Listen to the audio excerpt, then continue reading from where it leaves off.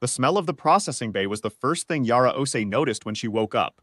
Not blood, not sweat, not the recycled air tang of every colony ship she'd ever lived on. It smelled like plastic, like something new, like something that had never been alive. She opened her eyes and the lights were wrong. They were warm, amber, the kind of light that was designed by something that had studied human preferences from the outside and gotten it almost right, close enough to comfort, wrong enough to disturb. She was lying on a surface that gave slightly under her weight, textured to approximate the softness of a mattress without actually being soft. She moved her fingers. They responded. She moved her toes. They responded. She sat up slowly and looked at her hands, and her hands looked back at her. And for one long, humming second, she was not entirely sure they were hers. The room was clean. That was the second thing. Clean in the way that only places without humans were clean. No scuffs, no stains, no forgotten coffee rings on the side table, no single sock tucked under the bed. A room assembled from a catalog of human rooms, built by something that had never actually lived in one. There was a mirror on the wall opposite. Yara stood. She crossed to it. She looked at herself. Her face looked back at her. Her face, the sharp jaw, the close-cropped hair she'd kept since basic training, the small scar through her left eyebrow where CPL. Finnegan had accidentally caught her with a rifle stock in the Ganymede drill. All of it there, all of it hers. But there was something in the eyes. Something too still. Something that watched her watching it with a patience she didn't recognize as her own. She touched the mirror. Cold glass. Real glass, or close enough. She pressed her fingers harder, and her reflection pressed back, and she told herself the vertigo would pass, that it was just the disorientation of transit, that she would remember how she'd gotten here in a minute, that the explanation was simple and obvious, and she just needed another second. She was still waiting for that second when the door opened. The Vathi entered without announcing itself. That was their way. They had never quite grasped the concept of knocking, of the small human performance of giving a person a moment to compose themselves before an encounter. They simply moved through space and arrived, and the arrival was the announcement. It was tall. They were always tall. 7 feet of jointed amber-gray carapace, the upper limbs folded at a compound angle that human anatomy couldn't quite process without the brain logging a brief complaint. Its face, if face was the right word, was a smooth forward plate with the sensory clusters arrayed around its edges, not grouped in the bilateral arrangement humans used, but spread in a shallow arc, each cluster capable of independent focus. When it looked at her, it was looking at her from 7 directions simultaneously. Yara Osi, it said. The voice came from the torso, from a resonance cavity humans had no analog for, and it had taken the research team 18 months to understand that this was not how the Vathi actually communicated with each other, that this voice box had been grown specifically for human interaction, an organ of translation, an organ of war. You have been restored. Restored, she said. The transit was damaging. We corrected the damage. She looked down at her hands again, flexed them. The joints moved smoothly, which was wrong because her right hand had been giving her trouble for 3 years. An old break, badly set, that left the ring finger slightly stiff in cold weather.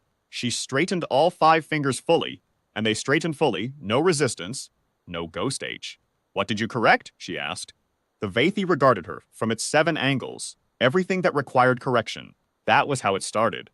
Yara had been a communications officer on the Yusk Perseverant, a mid-tonnage survey vessel working the outer arm of the Kepler sector on a mapping run that was supposed to take 8 months, and had stretched 14 because the sector kept producing anomalies, gravitational, electromagnetic, spectroscopic.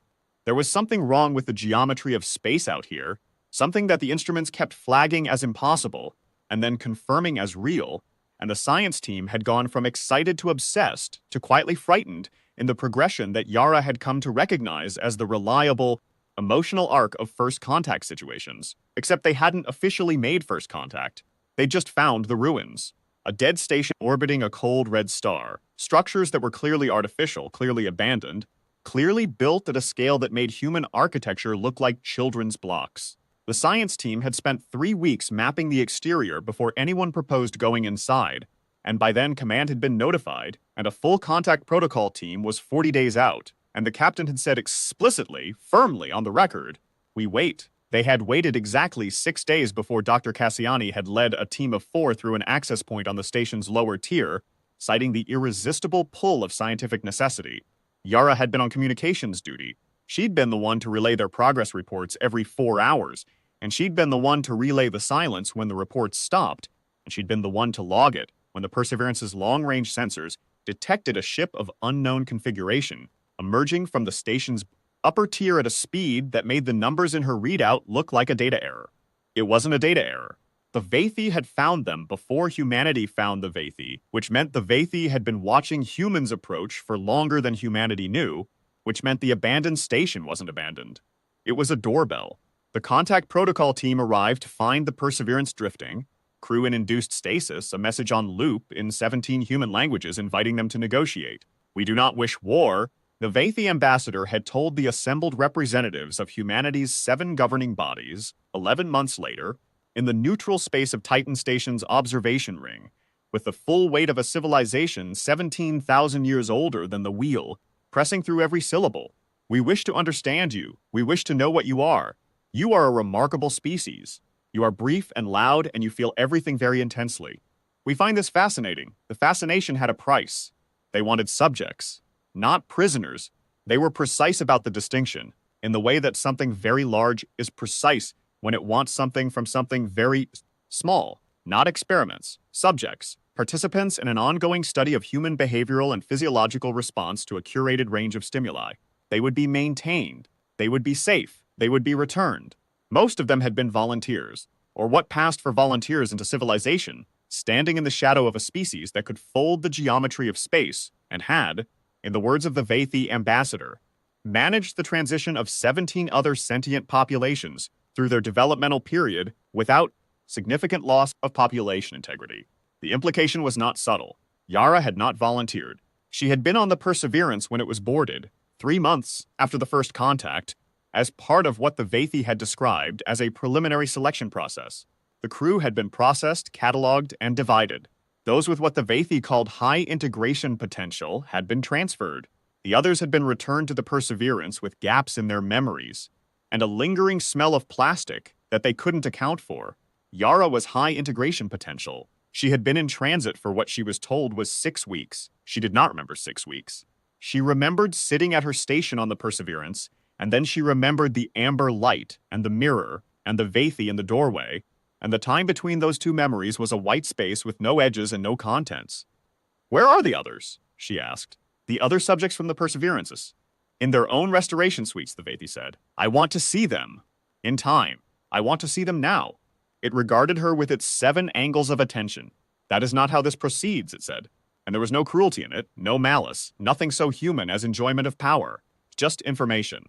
A statement of how things were. The Vathi did not need to flex authority. They were authority, the way gravity is authority, matter of fact and pervasive and absolutely indifferent to whether you found it convenient. Yara looked at her reflection in the mirror over the Vathi's shoulder, her face, her eyes, that too still quality, and she smiled at it.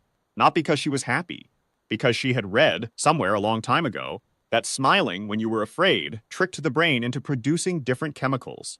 Because she had learned, very young, in a childhood that had not been easy, that there were times when you showed nothing, and you kept everything, and you waited. She was very good at waiting.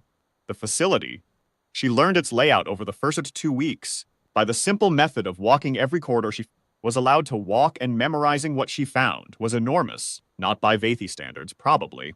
The structure she'd mapped around the dead station had made her rethink the concept of enormous entirely. But by human standards it was a city, or the bones of one. Long transit corridors in the amber light, branching into residential clusters and what appeared to be communal spaces, and always, at intervals that she eventually calculated as 1 per every 300 meters, observation apertures. The apertures were subtle. That was the thing about the Vathi. They didn't hide their watching, exactly, but they didn't announce it either. The apertures were flush with the wall material, circular, about the diameter of a dinner plate, positioned at a height consistent with a standing human's eye level, which meant they were well below where Vathi sensory clusters would be. They had been sized and positioned for human observation. The fact of being watched had been incorporated into the architecture the way you incorporate lighting fixtures. She found the other subjects on day 4. Not through the Vathi, her handler, the tall amber-gray figure she'd come to mentally call first, because it was the first one she'd seen, was efficient and informative within a precise set of boundaries. And those boundaries did not include introductions. She found them by following a sound. It was singing. A woman's voice, low and clear, moving through something that Yara eventually identified as a Celtic folk song, one of those pieces that sounded like water over stones. It came from behind a door in the residential corridor 2 turns from her suite, and she stopped in the corridor and listened, and something in her chest unclenched by about 3 degrees. She knocked. The singing stopped. "Come in," said the voice, uncertain.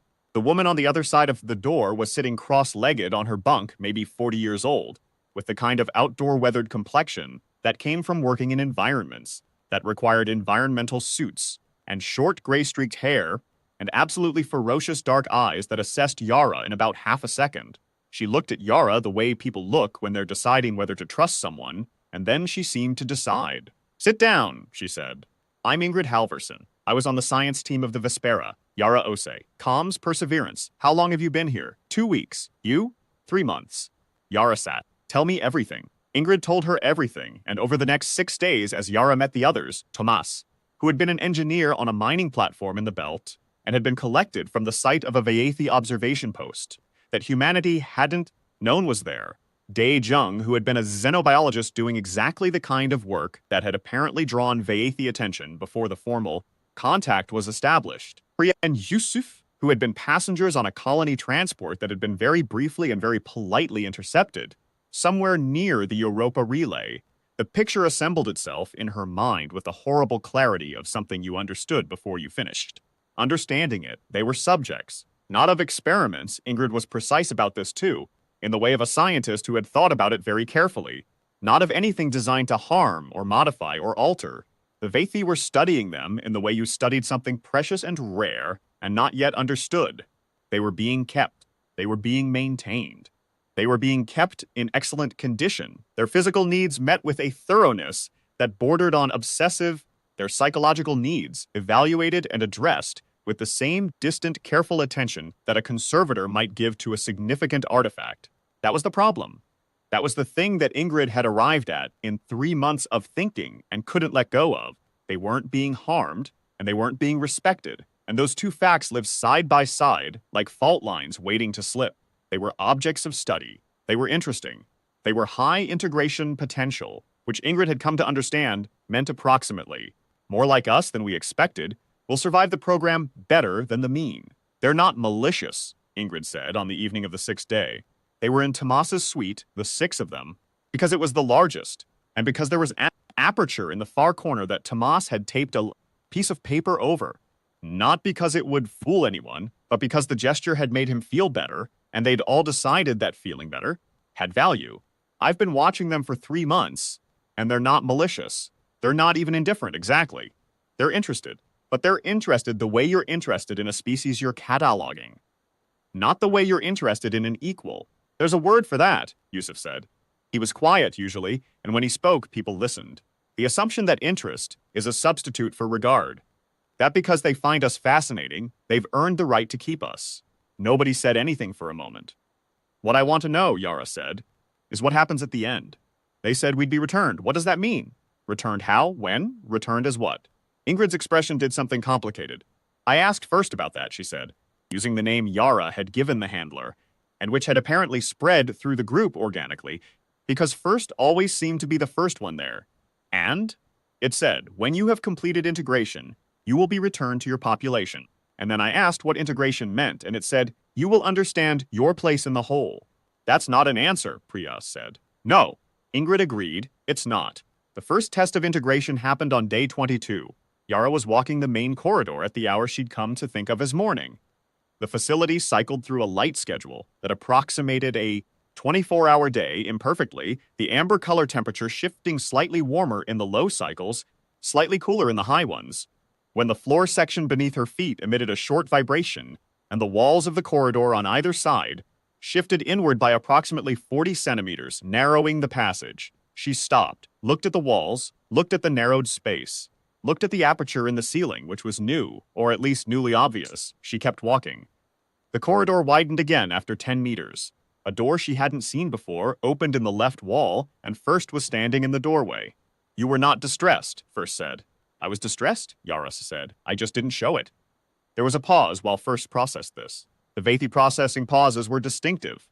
Not the human pause of searching for words, but something more complete A full withdrawal of attention that lasted between 1 and 3 seconds before they returned to the conversation. You suppressed external indicators of distress, it said finally. Yes, why? Because showing distress in a confined space with unknown variables seemed like a waste of energy. First regarded her. What did you do instead? I walked, I assessed, I collected information. Another processing pause. This is not the typical response pattern. I know, Yara said. And she kept her face very still, and her voice very even. And she gave it nothing more than that, because she had understood something in that corridor, between the walls closing in and walking out the other side. The Vathi were watching for reaction. They were waiting for the performance of human emotion. And the thing about a performance is that once you know it's a performance, you can choose whether to give it. She had smiled as a child when she was afraid. She had learned to keep still and wait, to give nothing away, to let the crisis move past her while she stayed put. It had served her then. It would serve her now. Over the following weeks, the tests multiplied. She recognized them now, the small disruptions to the environment, the sudden changes in light or temperature or the arrangement of her suite, the introductions of social scenarios that she understood were calibrated to provoke specific emotional responses. Some of them were sophisticated. On day 31, Tomas came to her in what was clearly genuine distress, breathing fast, saying that his daughter's birthday was today, that she would be turning 9, that he hadn't been there for it, that he didn't even know if anyone had told her where he was, that the not knowing was destroying him. Yara sat with him for 2 hours. She didn't tell him it would be fine, because she didn't know if it would be fine. She didn't tell him it wasn't that bad, because she could see that it was. She sat with him and she listened and she said what was true, that she understood, and that the grief was real, and that his daughter knowing her father loved her was a fact that didn't require his presence to be a fact. Afterward, First appeared in her doorway. You showed him compassion, it said. Yes. Why did you not attempt to comfort him with assurances about the situation? Because false assurances are a form of contempt, Yara said. You're saying, I don't think you can handle the truth. I think you need the fiction more than you need me, to be honest. That's not comfort, that's management. The longest processing pause she'd seen from First. Almost 5 seconds. You understand the difference between comfort and management, it said. Most humans do, if they've been managed often enough. It left without responding. But in the morning, her suite had been rearranged. The mirror moved from the opposite wall to the side, so that she no longer saw herself directly when she came through the door. She looked at the changed position and thought, it's trying to give me what I want without asking what I want. It's trying to comfort me. It doesn't know yet how to do anything other than manage. She put the mirror back where it had been, not because she needed it there, because she wanted the Vathi to know she'd noticed. Ingrid found her on day 40. She'd been running the main corridor 2 kilometers 4 times before the light cycles shifted to high, and she was cooling down in the space she'd mentally designated the Commons, a larger junction where 3 corridors met, and the amber light was somehow slightly warmer, slightly more yellow, close enough to sunlight that it made the skin look almost right. Ingrid was already there, sitting with her back against the wall, her expression the one Yara had come to read as, I've been thinking about something I don't want to say. Tell me, Yara said, because there was no point in the preamble. I've been talking to First, Ingrid said, about integration, about what it means, about the process. And I've been asking in the wrong frame. I was treating it as a question about our status. When do we go back? What does completion mean? But that's not, she stopped, pressed her lips together. That's not the variable they're measuring. The process isn't about us completing something. It's about us becoming something. Yara sat down against the opposite wall. Explain. The Vathi, their whole social structure, their whole civilization, it's about what they call integration, the absorption of a new element into the whole. They do it with species. They've done it 17 times. The other civilizations they mentioned, the ones they managed through their developmental period, those species are part of them now, not destroyed, not subjugated, integrated, absorbed, part of a vast 17,000-year-old organism of civilizations, each one adapted to a specific role, each one contributing to a collective that they believe is simply the natural endpoint of sentient development. Yara heard this, let it sit. And the subjects, the integration program. We're not the experiment, we're the preparation, we're being conditioned. The smile, Yara, I figured it out. I figured out what they mean by integration potential. Ingrid's voice was steady, but her hands were not. The species they've successfully integrated, every one of them has a high rate of what human psychology calls emotional suppression. The capacity to override instinct in favor of social performance. The capacity to smile when you're afraid. to show nothing when you're breaking, to present the face that is required, rather than the face that is real. That's the integration quality. That's what makes a species absorbable, the ones who can wear the mask. Yara looked at her own hands, the ring finger, perfectly straight, everything corrected, and the ones who can't. Ingrid didn't answer immediately. She was looking at the aperture in the wall, the smooth circle of observation, and her expression was something Yara didn't have a word for. Not quite grief, not quite anger, something that lived in between them. There's one more species they mentioned, she said. Species 18 in their history. They called it a management failure, a population that showed insufficient integration potential. They didn't say what happened to it. The amber light hummed around them. Somewhere in the corridor behind Yara, a door opened and closed. The facility breathed its even, designed breath. Okay, Yara said. Okay. She looked at Ingrid. Not the performed calm she'd been wearing since day one. Something else. Something honest. The calculation moving fast behind her eyes. We're not going to become part of it, she said. And we're not going to be a management failure. Which means we're going to need to be a third thing they haven't seen before. What third thing? Yara smiled. Not the performed smile. Not the mask. The real one, the one that only came out when she found something genuinely worth finding. The thing that isn't absorbable, she said, because it learned to absorb itself first. She had 9 other people. She had 40 days of detailed mental mapping of every corridor she was permitted to walk. She had the understanding that the Vathi were brilliant, thorough, 17,000 years more advanced, and fundamentally certain that a species capable of high integration would not, once it understood its situation, attempt anything as futile as resistance. This was the miscalculation. Not because resistance was possible in any military sense. She had no weapons, no access to propulsion or navigation, no idea where in the sector the facility was located. But the Vathi had studied 18 species through the integration process, and every one of those species had shared the quality they were looking for, the willingness to suppress the self in favor of the mask. And every one of those species had ultimately submitted, had ultimately integrated, because species that suppressed the self eventually suppressed the resistance, too. Humanity had not survived its history through suppression. Humanity had survived through the peculiar, maddening, unrepeatable quality of making the mask, and then, at the exact moment when everything depended on the mask, ripping it off. Not because it was safe, not because it was rational, because there was something in the human wiring that had never quite made peace with the performance, that kept the real face alive behind the presented one, and occasionally, catastrophically, let it speak. The Vathi thought high integration potential meant, this species wears the mask well. What it actually meant was, this species learned to use the mask. There was a difference. There was an enormous history-altering, civilization-confounding difference. The plan that assembled itself over the following 3 weeks was not dramatic. It had no set pieces, no weapons, no violence. It was a plan made of information, and it started with Yara's second insight about the apertures. She had been right that the apertures were observation points. What she had been slower to understand. Ingrid supplied this on day 50, from 3 months of careful observations, was that the observation was primarily behavioral. The Vathi did not use the apertures for continuous surveillance. They used them for event-triggered recording. The apertures activated when a sensor threshold was crossed. Sound above a certain level, movement above a certain speed, physiological markers consistent with elevated emotional state. Below those thresholds, the observation was passive, unfocused, logged but not analyzed in real time. In other words, if you were calm enough, you were effectively invisible. That was the first tool. The second tool was Tomas. Not his grief, which was real and which she'd sat with honestly, but his other skill. He had spent 6 years as a systems engineer on orbital mining platforms, which meant he had a specific and highly transferable ability to look at any sufficiently complex physical system and understand intuitively how it breathed, not the theory of it.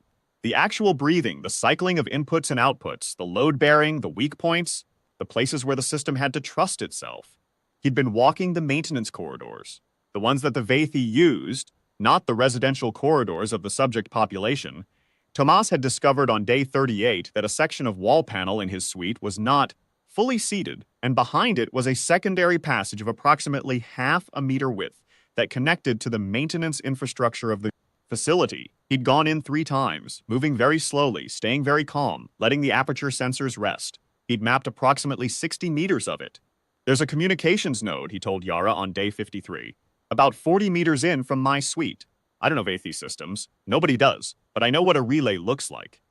Anything that size in that position, it's moving information somewhere. The third tool was Daejung, xenobiologist, specifically a xenobiologist who had spent 7 years working with nonverbal communication systems in deep-sea organisms, which had given him a very precise understanding of how meaning moved through channels not designed for human use.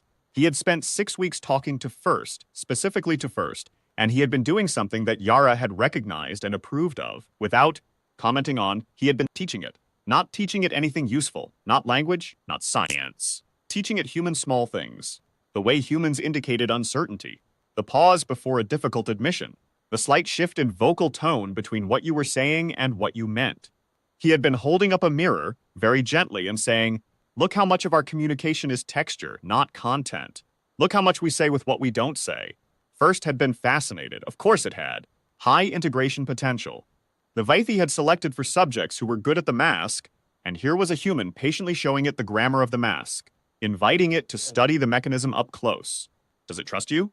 Yara asked Daejung. "It doesn't trust or distrust in our sense," he said. "But it's engaged. It pays attention to me specifically. It wants to understand what I'm showing it. Can you hold its attention for approximately 90 minutes on a specific day at a specific time?" Daejung thought about this. "Yes," he said. "If I show it something worth holding attention for, I'll need you to show it the most compelling thing you can think of." "Which is?" "A human being genuinely, openly, completely distressed," Yara said. "Not performed, real. The realest distress you can produce. Something that makes every instrument in this facility light up." He understood. He nodded slowly. "Priya," he said. Yara agreed. Priya Kapoor had been a passenger on the colony transport because she'd been going home to her mother for the first time in 6 years, following a fractured relationship and a professional collapse, and the quiet ongoing grief of a life that had not become what she'd expected it to become. She'd been on her way home, and she'd been intercepted, and she'd been here for 4 months now, in the amber light, and the grief of it had been sitting inside her like a stone that she'd never actually put down because there was nowhere to put it. Yara sat with her for 2 days, not to plan, not to prepare, just to actually be with her, to let her say all of it. The mother and the relationship and the professional collapse and the small catalog of everything she'd expected her life to contain that it hadn't. She didn't manage her. She didn't tell her it was going to be fine. She listened. On the morning of day 61, she told Priya what she needed. "I need you to let it out," she said. "All of it, the whole stone. I need you to take it outside and put it on the ground and let everyone see it." Priya was quiet for a long moment. In front of them, in the main corridor, in the commons where all the apertures are. "And I need it to be real, not performed. If you try to perform it, it won't work." "What's it for?" "It's for the 40 minutes after you start. I need the facility's attention completely occupied. Every sensor, every observation aperture, every Vaithi in this section of the building looking at you and thinking, this is the event we've been waiting to observe. This is the peak emotional expression. This is the human thing in its fullest form." She paused. "Can you give them that?" Priya looked at her with the dark, tired eyes of someone who had been carrying too much for too long. "Yes," she said quietly. "I can give them that." Day 63. Yara was in her suite, sitting on the bunk, hands folded in her lap, breathing slowly. She had been breathing like this for an hour, not because she was calm, because she needed every instrument watching her to see calm. At the appointed time, she heard it begin. She didn't have to hear it clearly to know what it was. Even 3 corridors away, through the facility's engineered acoustics, there was something in the quality of the sound that registered in the hindbrain before the cortex caught up. Real grief sounds different from performed grief. It has a different frequency, a different persistence. The facility's sensors would know the difference too, which was exactly the point. Yara sat very still and counted to 300. Then she stood up and walked to the wall panel that opened into the maintenance corridor. Tomas had prepared the panel. She moved through the narrow secondary passage with her back slightly curved to fit, arms at her sides, feet placed with the deliberate care of someone navigating in very limited light. The ambient bioluminescence from the Vaithi infrastructure, not designed for human vision, but enough, gave her approximately 2 meters of visibility. She moved toward the communications node. 40 meters felt like 400. She counted steps, kept her breathing even. Somewhere behind her, muffled now but still audible as a murmur of sound, Priya was letting the whole stone down in the middle of the commons, and the facility was lighting up around it, every sensor doing exactly what it had been designed to do. The node looked, as Tomas had said, like a relay, a column of interlocking components about 2 meters tall, seamlessly integrated into the passage wall, radiating a low, steady warmth that her skin felt before her hands reached it. She ran her fingers along it, found the seam. Tomas had told her what to look for. Every relay needed an access register, a point where the system could query its own status, because a system that couldn't query itself couldn't maintain itself. It would be small, it would be subtle, it would be hidden the way important things are hidden. Not locked, just unobtrusive, built into the assumption that anyone accessing it would already know it was there. She found it on the third pass. A slight thermal differential, 3 centimeters across on the side of the node facing the passage wall. She pressed it. Nothing happened. She pressed it and held it for 5 seconds. A line of Vaethi symbology appeared in amber light on the surface of the node. She didn't understand Vaethi symbology. She'd never claimed to. But she had spent 63 days watching Daejung study it, and she had spent 12 of those days, specifically, watching him work with First on the question of communication across systems that were not designed to communicate with each other, and she had paid very close attention to the moment when First had demonstrated, proudly, with what she'd recognized as something adjacent to satisfaction, how a universal query function worked, how any system, asked the right question in the right sequence, would respond with status. She pressed the symbol that occupied the top left position, then the bottom right, then the center. It was not the right sequence.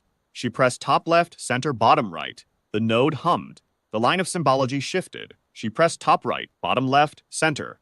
A new line appeared, different symbology, and beneath it, a structure she recognized from Daejung's descriptions, a decision tree. The node was asking her to identify herself, not with a name or a credential, with a query type. It wanted to know what kind of question it was being asked. She pressed the central symbol again, held it, pressed the bottom symbol once, the top symbol tops twice. The node opened, not physically. The way a system opens when you access its root query interface, a cascade of information, Vaethi symbology scrolling in amber light, organized in a hierarchical structure that she couldn't read but could recognize the shape of. At the base of the hierarchy, consistent across every system Tomas had ever worked on in his career on orbital mining platforms, was the one piece of information that every system had to know about itself, how to reach the outside. She found it in 40 seconds. A channel identifier, a frequency allocation, a routing path. She pressed it, and then she did the only thing she could do with it. She spoke into it, clearly in English, her name and her rank and her ship and her current status, 3 times in sequence, and then she transmitted the only Vaethi symbology she had memorized, the sequence Daejung had shown her, the one that First had taught him meant, this is a communication that requires response. Then she closed the interface, retraced her 40 meters, replaced the wall panel, and sat down on her bunk. She sat very still and let her face go calm and waited. First came to her 3 hours later. She knew from its entry cadence, the particular rhythm of its steps, which she had cataloged unconsciously over 63 days, the way you catalog the sound of anyone you spend that much time around, that something was different, not urgent, not alarmed, different in the way that a thinking thing is different when it's had to recalibrate. You accessed the relay node, it said. Yes, she said. This was not within the parameters of your access permissions. No. You transmitted an outgoing signal. Yes. The processing pause was the longest she'd seen. Almost 8 seconds. When it came back, it had a quality she hadn't seen before. Something that she might have called, if she was anthropomorphizing, unsettled. Your transmission will be received, it said. The routing path you used is not monitored for outgoing traffic from this facility. This was a system design assumption. The subjects have no ability to interface with relay infrastructure. The assumption was based on accurate observation of your access to relay systems. It did not account for Daejung Shin's instruction of communication methodology. No, Yara said, it didn't. Your signal will reach human communication infrastructure within approximately 8 days. I know. You could not know the routing path would reach. I knew it would reach somewhere, she said. The geometry of the sector tells me we're not more than 60 light minutes from the relay network. I've been calculating it from the light cycle offset. The way your simulated day cycle lags by approximately 4 minutes relative to actual stellar cycles, which tells me the stellar reference point you're using is in a specific angular relationship to the facility's orbit. I couldn't pin the exact coordinate, but I could put it within a range. The signal will reach someone. She watched it process this. She watched the 7-angle attention focused entirely on her, and for the first time she felt the weight of it as something other than observation. It was trying to understand her, genuinely trying. You planned this from the first weeks, it said. Yes. You suppressed all indicators of planning behavior. Yes. You used the behavioral study methodology, the understanding that our observation is event-triggered as a concealment structure. Yes, you weaponized the research, it said. And there was something in the way it said it. Not accusation, not admiration. Something between them. Something that was encountering a thing it had not encountered before, and was still deciding how to name it. I learned from what I was shown. Yara said, that's human. That's what we do. You study us, and we study you studying us, and we use what we learn. We can't not do that. It's not a quality you can integration select against, because the ones who do it most effectively are the ones who look the most integrated. We wear the mask, and the mask is where we keep our tools. The silence stretched. The signal will bring your ships, First said. Hopefully, there will be a confrontation. A political confrontation, at minimum. Potentially a military one. Probably. This outcome is suboptimal relative to the integration program's objectives. Yes, Yara said. It is. Another pause. And then First said something she had not expected. You grieve, it said. You were afraid. You lost time. Your body was corrected without your consent. You miss your ship. These are true observations. Yes. And you used all of them. The grief and the fear and the time and the missing. You used every part of it. Yes. We have studied 18 species, First said. In every case, the high integration subjects exhibited the mask as the dominant response pattern under sustained pressure. The mask as equilibrium. The default state of emotional suppression from which occasional performance deviated. It paused. You do not suppress. You contain. These are different. Suppression is elimination. Containment is storage. You kept everything and you spent it precisely. Yes, Yara said.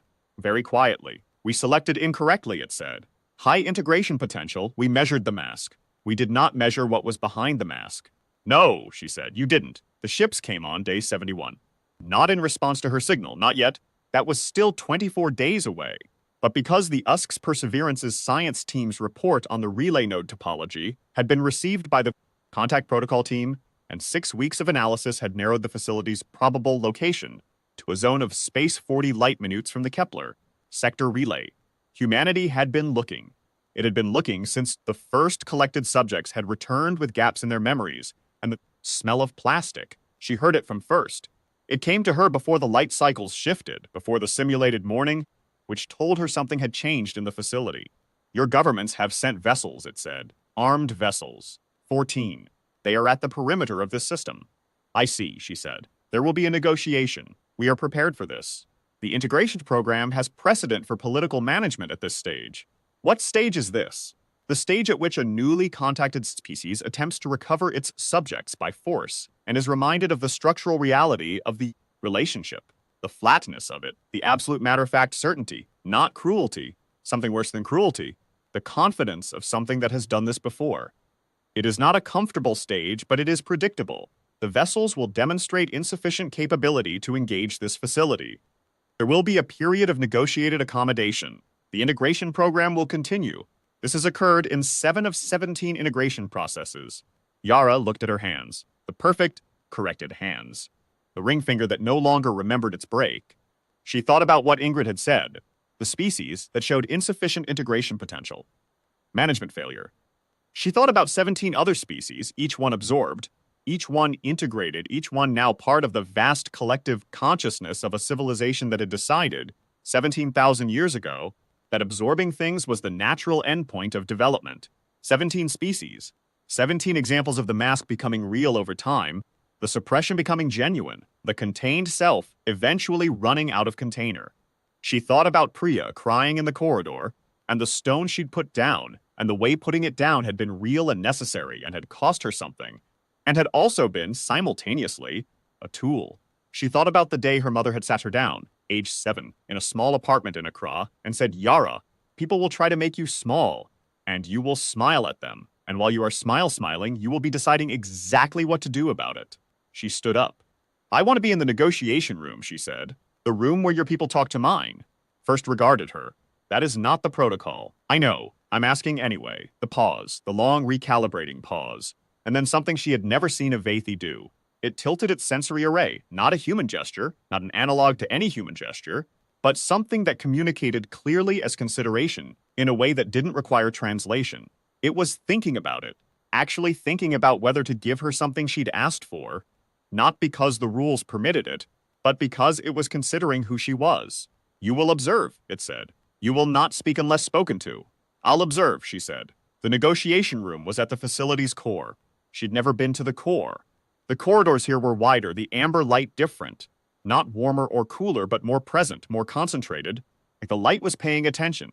The room itself was circular, high-ceilinged, with a table she'd have called enormous if she hadn't already recalibrated enormous. On one side of it, 4 Vathi, each one first's height or taller, the sensory clusters alive with attention. On the other, a holo display showing 14 human ships in formation at the system's edge, and the face of Admiral Constance Nwachukwu, Usks, 50 years old, gray-haired, iron-jawed, the woman who had led the negotiation team at Titan Station and had not blinked once in 18 months of formal contact. Yara stood against the wall. She kept her face still. She watched. The Vathi lead negotiator, not first, someone older, something about the carapace pattern indicated age. She'd learned that in week 3, spoke first. Your vessels are in a system governed by integration protocol. Your withdrawal is requested while accommodation is established. Admiral Nwachukwu said, request denied. You are holding 12 human citizens without their consent in violation of the contact protocols agreed to at the Titan Station Accords. You will return them or we will establish by force of arms whether your facility can withstand 14 Usks, destroyers. Your destroyers are insufficient, the Vathi said. The facility's defensive systems are not engaged because engagement is not necessary. Your analysis of our capabilities will confirm this within your own command structure. My analysis of your capabilities has already confirmed it, Nwachukwu said. My destroyers are insufficient. We know that. I want you to tell me what happens to Species 18. A pause. The Vathi version. Complete absolute. A wall of silence. Species 18, Nwachukwu said again. The management failure. I want to know what happened to it. The lead negotiator turned its sensory array toward its colleagues. A communication happened. Yara couldn't perceive it, but she could see the response, the slight shifts in posture that indicated information exchanged. Species 18 demonstrated resistance that was not consistent with integration potential assessment, the lead negotiator said. The assessment was reevaluated. The species was reclassified. The program was concluded. Concluded, Nwachukwu said. What does that mean? The species was no longer considered a viable integration candidate. And then what? The silence again. What happened to them? Nwachukwu said, and her voice was steady, utterly steady, the voice of a woman who had been prepared for the answer and had decided to make them say it. They were managed, the Vathi said. The developmental period was concluded externally, managed. Concluded externally, the clean, structured language of a civilization that was very old and had found, 17,000 years ago, that the language of force is much less disturbing when it is technical. Yara watched the Admiral's face on the holo display. She watched her absorb it. She watched her do exactly what Yara would have done. Nothing. No reaction. Straight face. Straight spine. The mask in place. And behind the mask, everything calculating. I want to speak to your subjects, Nwachukwu said. The Vathi lead negotiator began to respond. Yara stepped forward. Admiral Nwachukwu, she said. The room changed. Every Vathi sensory cluster turned toward her. First, behind her, went very still. The lead negotiator said nothing, which was itself a statement.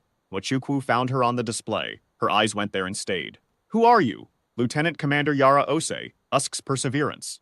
I'm the senior officer among the 12 subjects currently in the facility. Status: 12 subjects, all present, all physically intact. No subject has been harmed. The facility's care of our physical well-being has been thorough. She paused. The psychological situation is more complex. Osi, Nwachukwu said, and her voice had a specific quality that Yara recognized as professional mask over genuine emotion. How long? 71 days for me, others up to 4 months. A breath. Then, can you leave the room? I don't know. I'm observing at the lead negotiator's tolerance. Nwachukwu looked at the lead Vathi. Can she leave the room? The processing pause. The wall of consideration. And then, she may, then she leaves the room, Nwachukwu said. Now, the rest of this conversation is between the Vathi Collective and the United Space Command, and the subjects are not part of it. That is not how negotiation protocol, your integration protocol, Nwachukwu said, and her voice was a quiet, absolute instrument, is concluded. We are negotiating the terms of return, not the terms of continuation. Osi, go find your people. She found them in Tomas's suite. The 6 of them, the paper still taped over the aperture, even though there was no pretense to maintain anymore, because sometimes you need the gesture even when the pretense is gone, she told them. All of it. The negotiation room, the Species 18 admission, the Admiral's face, the instruction to leave. They sat with it. Priya cried again. But differently, the stone had already been put down. 3 days ago in the corridor, and what came out now was lighter, the grief of relief beginning, which is not the same as grief.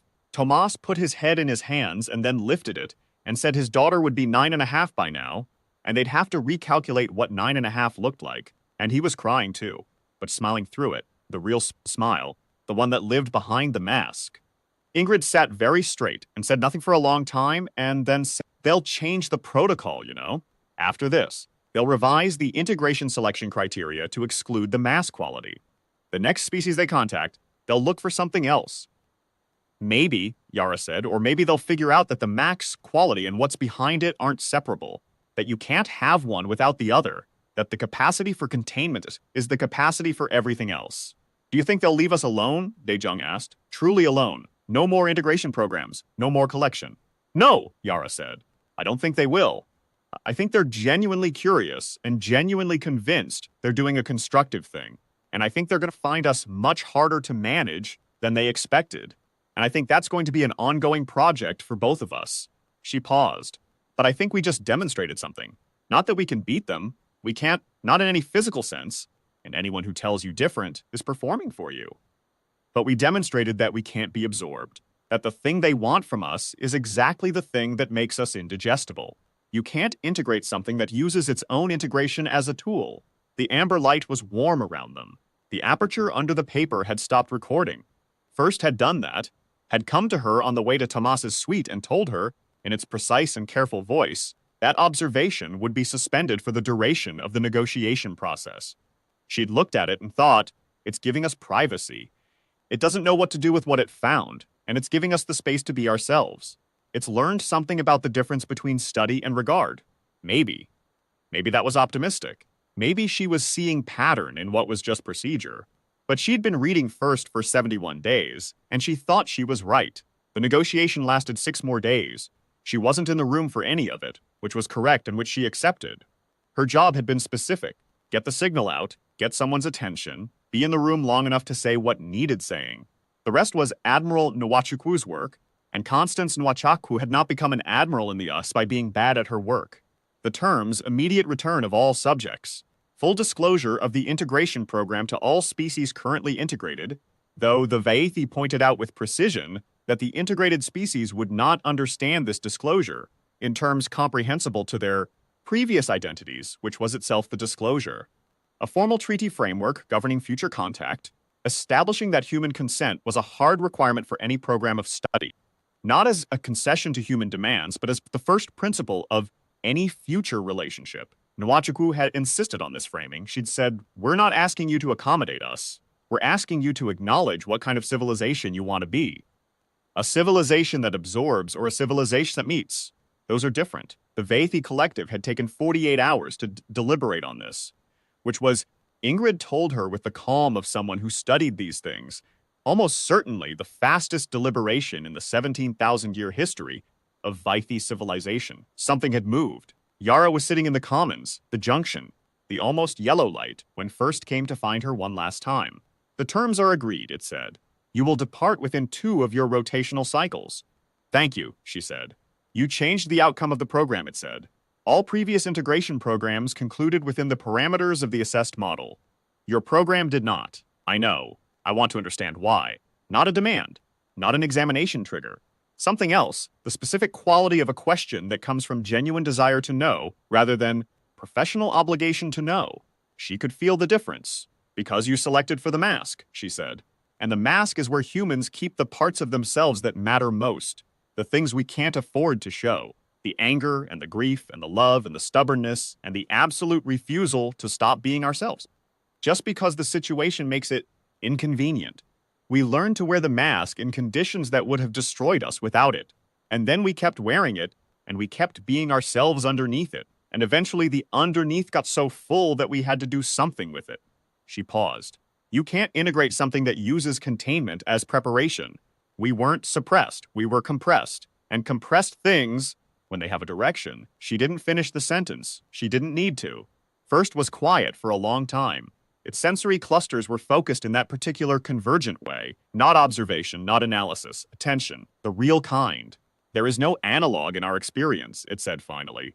The simultaneous maintenance of an external compliance state and an internal resistance state at full fidelity across an extended period without either state contaminating the other. A pause. This is not a property of suppression. This is a property of. And here it used a Vaethi word, a resonant sound that her auditory system registered as 3 notes simultaneously, and then it translated it, of will. Yes, she said, that's right. We did not know you had it. Most of us don't know we have it, she said, until we need it.